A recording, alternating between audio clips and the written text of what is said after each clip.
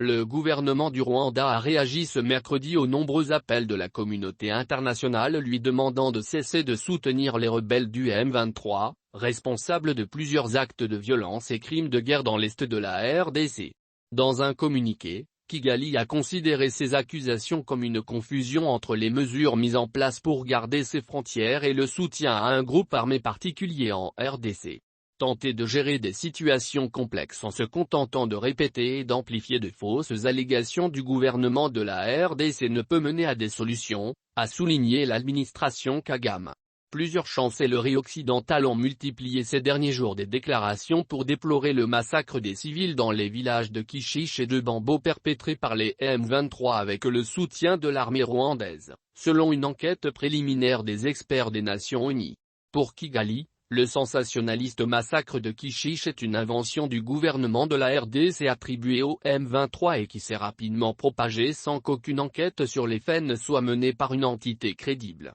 Ce vieux jeu de blâme sape les efforts en cours des dirigeants régionaux pour trouver une paix durable, en particulier les initiatives de Nairobi et de Luanda, auxquelles le Rwanda est pleinement attaché, a Kigali dans son communiqué de ce mercredi. Les États-Unis, la Belgique, la France, l'Allemagne et tout récemment l'Espagne ont clairement désigné le Rwanda comme principal instigateur des actions du M23. Le Rwanda, pour sa part, brandit son droit à l'intégrité territoriale et se réserve le droit de défendre ses frontières et ses citoyens contre les attaques transfrontalières.